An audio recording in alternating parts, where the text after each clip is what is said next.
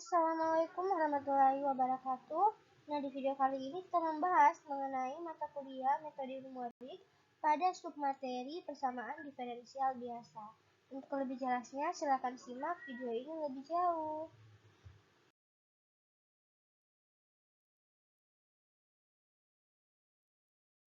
Nah, pertama-tama di sini saya akan memperkenalkan diri. Perkenalkan, nama saya Nurisma Umwati dengan NIM 19.649 dari Prodi Tadris Matematika Fakultas Tarbiyah IAIN Parepare. Nah, untuk lebih jelasnya silakan simak video ini lebih jauh ya.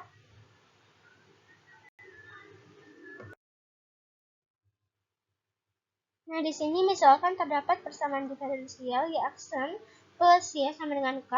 Nah, jadi di sini ada lebih sedikitnya ada dua peubah acak di dalam persamaan tersebut. Nah, di sini kita dapat memisahkan peubah Y dan X dengan tujuan mencari tahu nilai Y dengan hanya bergantung pada nilai X saja. Secara langsung ya. Nah, misalkan kita ingin memisahkan Y, maka kita katakan kita ingin mencari solusi Y yang memenuhi persamaan di atas. Nah, kita dapatkan solusi umumnya Y sama dengan AX pangkat BX tambah C, di mana A dan B adalah tetapan. Nah, kalau dilihat dari contoh di atas, maka peubah Y hanya ada di kiri, di kanan tidak ada ya. Nah, cara mencari solusi analitik ini yang dinamakan dengan metode analitik. Nah, semakin banyak peubah yang terlibat, contohnya di persamaan diferensial sebagian atau persamaan diferensial mupanjat, nah semakin sulit mencari solusi analitiknya karena belum ditemukan caranya, atau sulit mencari ide bagaimana cara mendapatkan solusi analitik tersebut. Nah, tidak semua persamaan diferensial memiliki solusi analitik karena susah ya. Namun di sini kita dapat mencari tahu berapa kira-kira nilai suatu peubah menggunakan metode numerik. Saat menggunakan metode numerik, pasti ada dua komponen yang dihitung. Yang pertama itu adalah nilai hampiran peubah itu sendiri, misalnya nilai hampiran peubah Y pada saat X bernilai 1. Dan yang kedua adalah jangkauan kesalahan perhitungan. Misalnya, nilai hampiran Y apabila dihitung dengan nilai X sekian, dengan parameter sekian, maka jangkauan kesalahannya adalah nilai eksak Y berada di rentang nilai hampiran Y ditambah 0,5 atau dikurangi 0,5. Ini sekedar ilustrasi ya. Perbedaan mendasar antara perhitungan analitik dan numerik yaitu karena adanya nilai error dan adanya metode numerik adalah karena perhitungan analitik tidak bisa dilakukan oleh komputer secara langsung. Nah, langsung saja persamaan diferensial. Persamaan diferensial adalah suatu persamaan yang memuat satu atau lebih turunan dari fungsi yang tidak diketahui.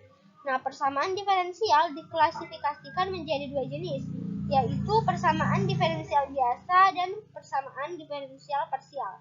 Nah, di sini kita akan membahas mengenai persamaan diferensial biasa. Nah, perbedaan dari persamaan diferensial biasa dan persamaan diferensial parsial adalah persamaan diferensial biasa ini memiliki satu peubah bebas, sedangkan untuk persamaan diferensial parsial itu memiliki dua atau lebih peubah bebas. Nah, bentuk umum dari persamaan diferensial dapat dituliskan dalam bentuk Y aksen sama dengan dy per dx sama dengan fx, y. Nah, jadi di sini kita akan membahas mengenai persamaan diferensial biasa.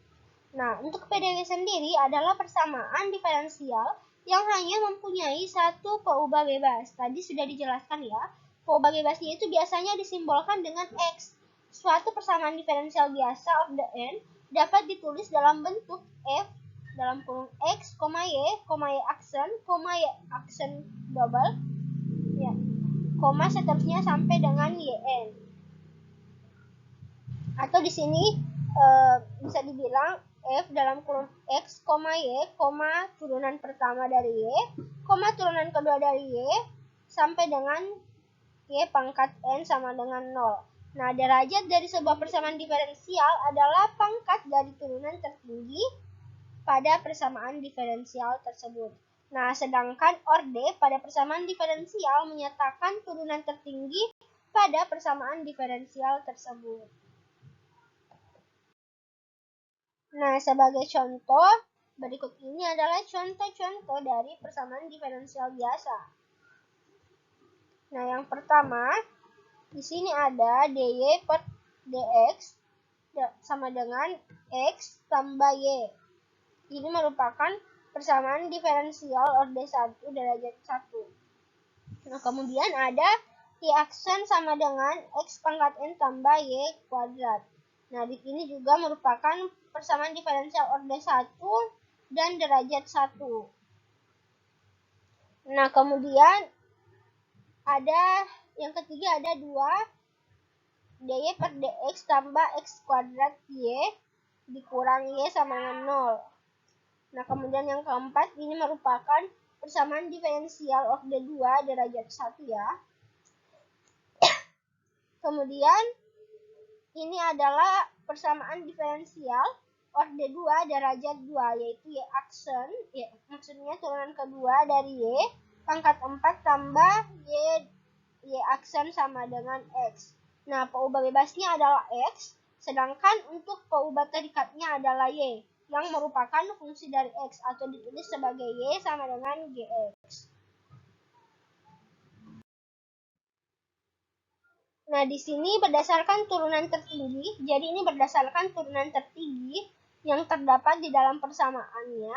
Nah, PDB dapat lagi dikelompokkan menurut ordenya. Nah, jadi ini menurut ordenya. Nah, untuk orde yang pertama, yaitu PDB yang turunan tertingginya adalah turunan pertama. Nah, untuk PDB orde kedua, yaitu PDB yang turunan tertingginya adalah turunan kedua.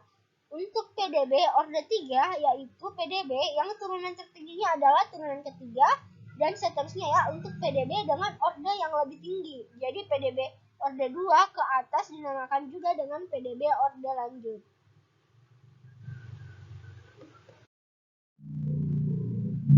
Nah, jadi di sini di dalam persamaan diferensial biasa terdapat dua, yaitu homogen dan non-homogen. Nah, untuk PDB homogen adalah ruas kiri adalah variabel terikat dan ruas kanan itu 0. Sedangkan PDB non-homogen, ruas kirinya adalah variabel terikat, sedangkan ruas kanan adalah konstanta atau variabel bebas.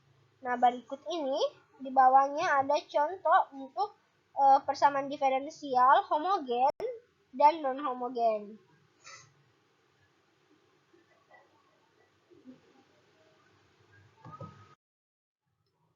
Nah, selanjutnya di sini ada PDB linear dan non-linear.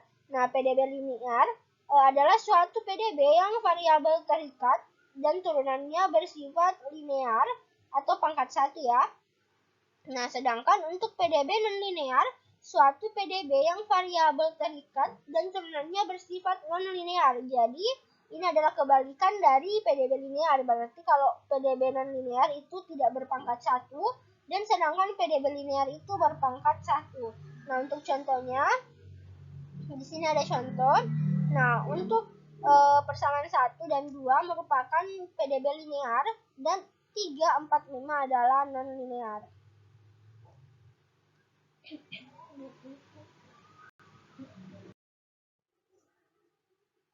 Untuk penyelesaian persamaan diferensial biasa secara numerik, berarti kan kita menghitung nilai fungsi di xr tambah 1 sama dengan xr tambah h, dengan h adalah ukuran langkah atau step setiap lelaran. Nah, pada metode analitik, nilai awal ini berfungsi untuk memperoleh solusi yang unik. Nah, sedangkan pada metode numerik, nilai awal pada persamaan berfungsi untuk memulai lelaran. Jadi, terdapat beberapa metode numerik yang sering digunakan untuk menghitung solusi PDB. Nah, mulai dari metode yang paling dasar sampai dengan metode yang lebih teliti. Yang pertama itu adalah metode Euler, kemudian ada metode Heun, dan yang ketiga ada metode Runge-Kutta.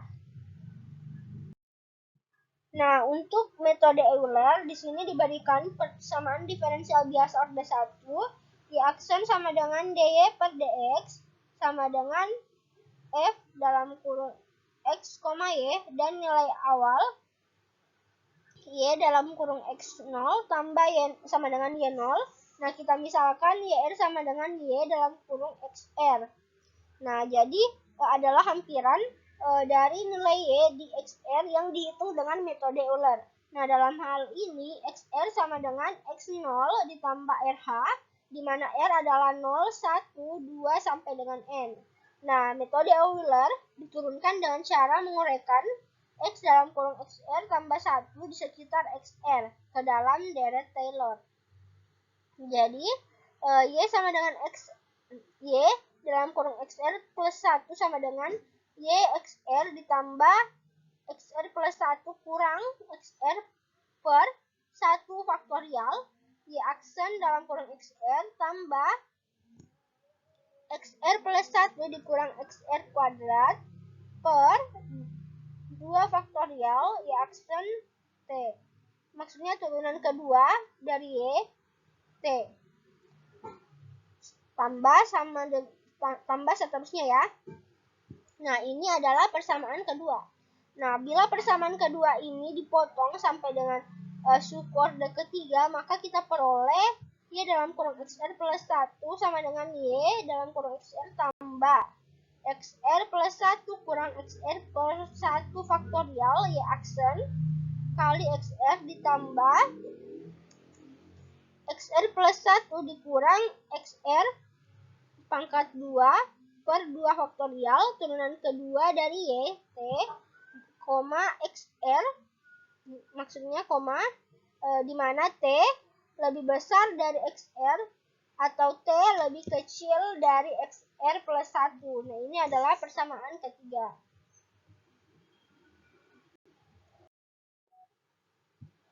Nah, berdasarkan persamaan pertama, Y aksen dalam kurung dikali XR sama dengan FXR,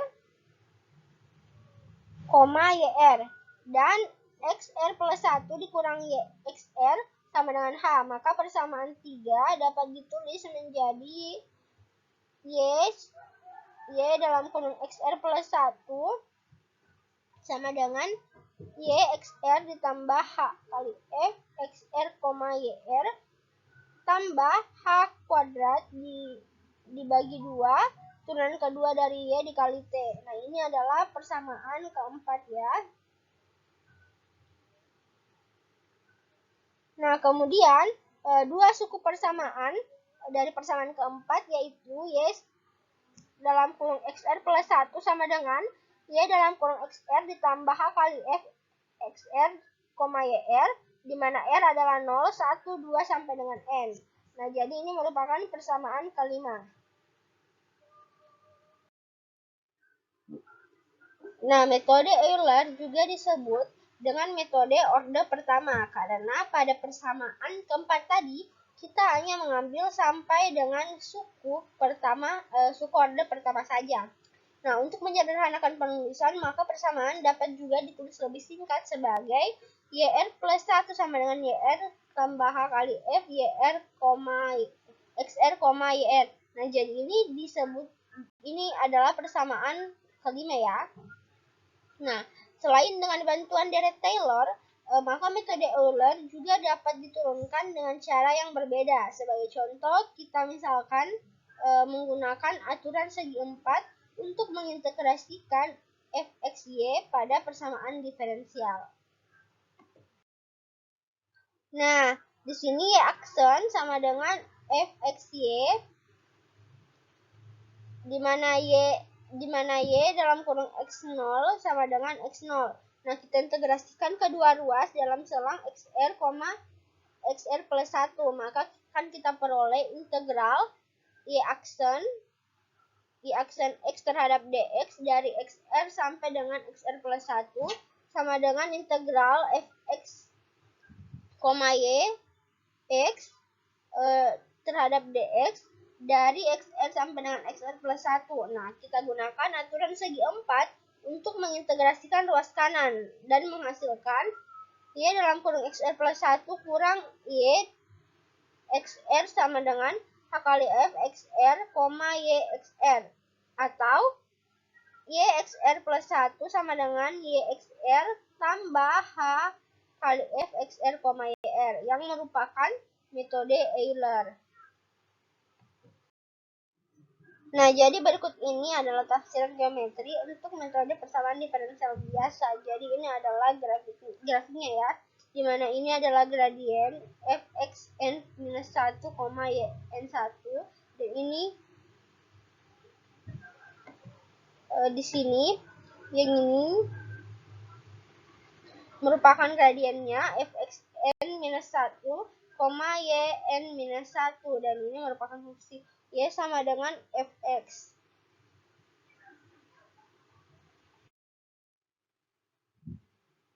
Dan ini juga merupakan grafik dari tafsiran geometri untuk metode persamaan diferensial biasa. Sehingga M sama dengan Y aksen XR sama dengan FXR, YR sama dengan delta Y per delta X sama dengan BC per AB sama dengan YR plus 1, YR per H. YR plus 1 sama dengan YR ditambah H kali FXR, YR. Nah, untuk EP sama dengan 1/2H kuadrat Y turunan kedua dari Y kali T sama dengan 0 dalam kurung H kuadrat. Nah, ini adalah persamaan ke-6. Nah, jadi ini adalah persamaan ke-6. Nah, untuk E total sama dengan sigma N, di mana R sama dengan 1/2 H kuadrat Y kali T sama dengan N H kuadrat per 2 YT sama dengan B kurang A per 2H Y kuadrat Y kali T sama dengan B kurang A per 2 YT dikali H. Nah, ini adalah persamaan ke-6. Nah, kemudian untuk galat longgokan total ini sebenarnya adalah E total sama dengan YB sejati kurang Y XN Euler. Nah, untuk contoh soal di sini diketahui persamaan diferensial biasa daya per dx sama dengan x tambah y dengan y0 sama dengan 1. Nah, di sini kita gunakan metode Euler untuk menghitung y dalam kurung 0,1 dengan ukuran langkah h sama dengan 0,05. Nah, diketahui solusi sejati dari persamaan diferensial biasa ini adalah yx sama dengan e pangkat x kurang 1. Nah, untuk langkah penyelesaiannya ya. Di sini kita ketahui bahwa A sama dengan X0 sama dengan 0, B sama dengan 0,10 dan H sama dengan 0,05. Nah, di mana Fx, Y sama dengan X tambah Y dan penerapan metode Euler pada PDB ini menjadi YR plus 1 sama dengan YR ditambah 0,05 XR tambah YR. Nah, jadi di sini YR sama dengan 0. YR sama dengan 0.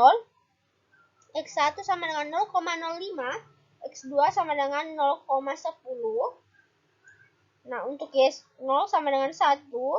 Y1 sama dengan 1,0050 dan Y2 sama dengan 1,05775.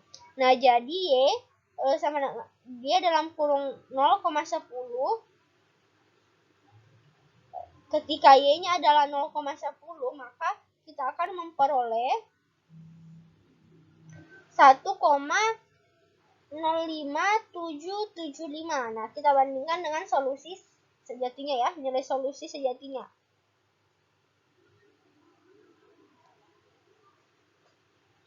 Nah, jadi di sini kita peroleh bahwa galatnya adalah 0,05255. Nah, selanjutnya metode Hein atau perbaikan metode Euler. Nah, jadi metode Euler mempunyai ketelitian yang rendah karena galatnya besar sebanding dengan H. Nah, buruknya galat ini dapat dikurangi dengan menggunakan metode Hein yang merupakan perbaikan dari metode Euler atau modifikasi Euler ya.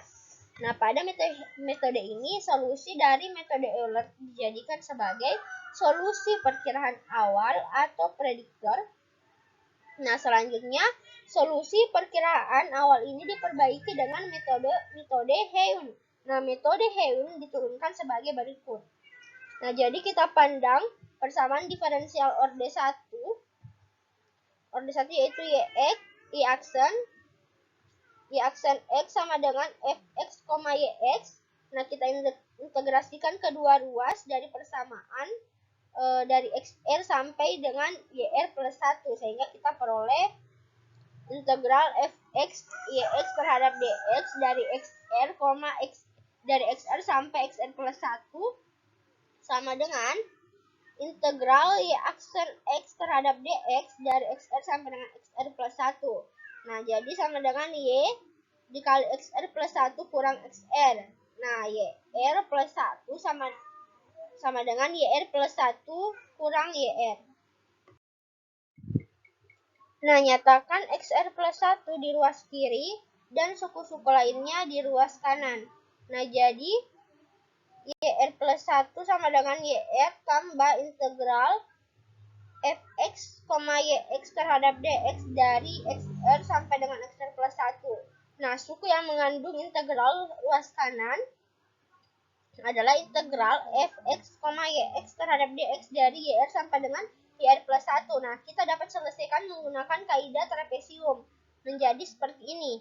Nah, sehingga kita akan menghasilkan YR plus 1 sama dengan YR tambah H per 2 Fxr, YR ditambah Fxr plus 1, YR plus 1. Yang merupakan metode Heun atau metode Euler-Jauzi yang diperbaiki. Nah, dalam persamaan ruas kanan, suku ruas kanan mengandung YR plus 1 adalah solusi perkiraan awal atau prediktor yang dihitung dengan metode Euler. Nah, dapat ditulis sebagai berikut ya. Jadi untuk prediktornya adalah Y0, Y pangkat 0, R plus 1 sama dengan YR tambah H kali F YR, XR. Nah, untuk korektornya ini atau ini ya.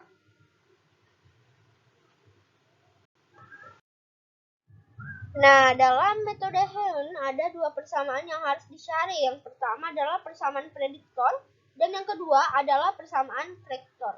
Nah, untuk persamaan prediktor yaitu menghasilkan nilai Y. Nah, untuk persamaan kedua, korektor itu akan menghasilkan nilai Y yang sebenarnya. Nah, solusi dari metode Heun lebih baik daripada metode Euler.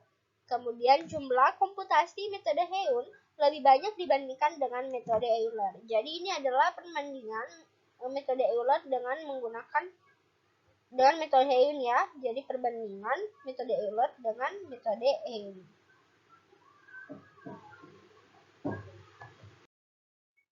Nah, selanjutnya metode Rangaputa.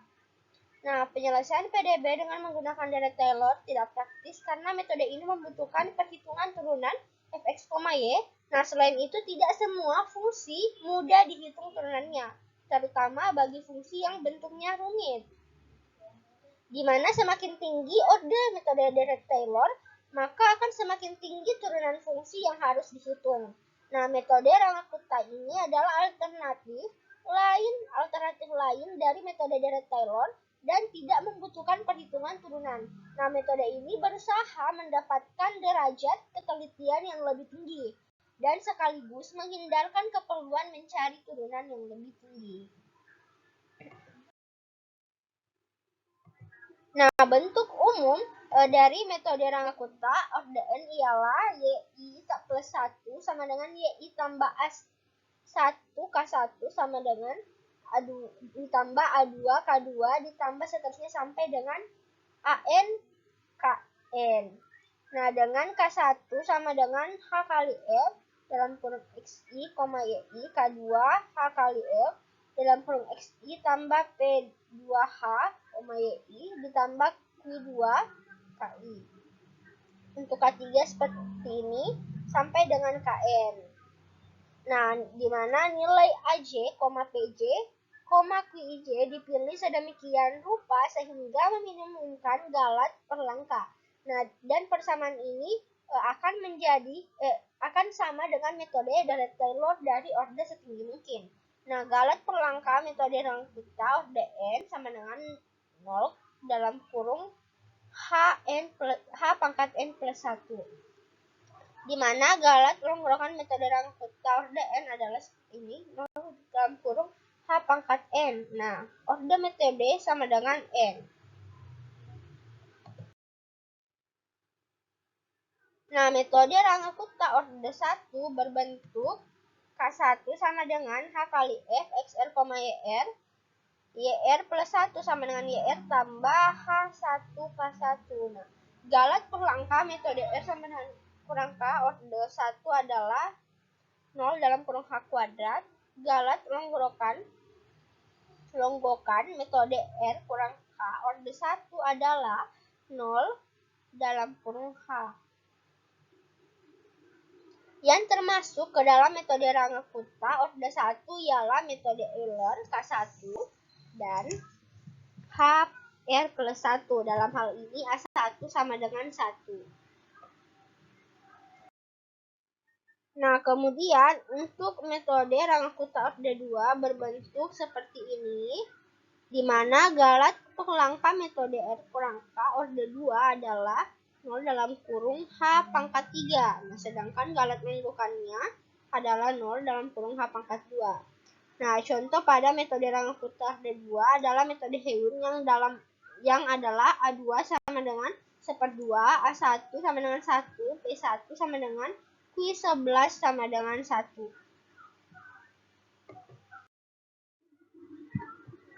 Dalam bentuk Rangkuta orde 2, metode Heun dapat ditulis sebagai seperti ini. Nah, kemudian contoh metode Rangkuta orde 2 lainnya adalah metode Raphson yang adalah seperti ini. A2 sama dengan 2/3, A1 sama dengan 1/3, P1 sama dengan Q11 sama dengan 3/4.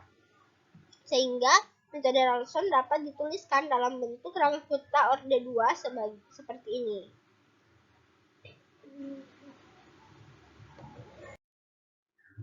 Nah, selanjutnya metode Rangkuta yang terkenal adalah metode Rangkuta orde ketiga dan orde keempat. Nah, untuk orde ketiga bentuknya seperti ini, di mana galat perlengkapnya adalah 0 dalam kurung H pangkat 4 dan galat longgokannya adalah 0 dalam kurung H pangkat 3. Sedangkan untuk metode Rangkuta orde 4 adalah bentuknya seperti ini, K1, K2, K3, dan YR plus 1, di mana galat perlengkapnya adalah 0,0 dalam kurung H pangkat 5, dan galat longgokannya adalah 0 dalam kurung H pangkat 4. Nah, selanjutnya contoh soal. Diketahui persamaan diferensial biasa dy per dx sama dengan 1 ditambah y kuadrat, di mana y0 sama dengan 0. Nah, kita tentukan y dalam kurung 0,20 dengan metode Rangkuta orde 3. Nah, gunakan ukuran langkah H sama dengan 0,10. Nah, untuk metode penyelesaiannya diketahui A sama dengan X0 sama dengan 0 dan B sama dengan 0,20, H sama dengan 0,10, maka N sama dengan 0,20 kurang 0 per 0,10 sama dengan 2. Jadi ini adalah jumlah langkahnya 2. Nah, untuk langkahnya X0 sama dengan 0, maka Y0 sama dengan 0. Nah, untuk X1 sama dengan 10, maka kita akan yang ditanyakan adalah Y1-nya. Nah, di sini K1 sama dengan 0,10. Nah, K2 sama dengan 0,10025 dan K3 sama dengan 0,10101. Nah, Y1 sehingga diperoleh Y1 sama dengan Y0 ditambah 1/6 dikali K1 tambah 4 K2 ditambah K3. Nah, langsung saja kita substitusikan nilainya. sehingga kita akan menghasilkan 0,10034. Nah, selanjutnya karena X2-nya ini adalah 0,20, maka kita akan cari Y2-nya ya. Nah, di sini untuk mencari nilai dari Y2, pertama-tama kita cari K1-nya, K2, K3. Nah, untuk K1-nya adalah 0,10101, K2 sama dengan 0,10228, K3 sama dengan 0,10416. Nah, untuk Y2, di sini Y1 ditambah 1/6 dikali K1 ditambah 4K2 ditambah K4. Nah, kita masukkan saja nilainya. Sehingga untuk nilai Y2 sama dengan 0,20272. Nah, jadi Y dalam kurung 0,20 sama dengan 0,20272. Nah, untuk nilai sejatinya, maka di sini kita peroleh 0,20271. Nah, cukup sekian untuk pembahasan persamaan diferensial biasa. Terima kasih telah menonton. Cukup sekian, kurang dan lebihnya mohon dimaafkan. Wassalamualaikum warahmatullahi wabarakatuh.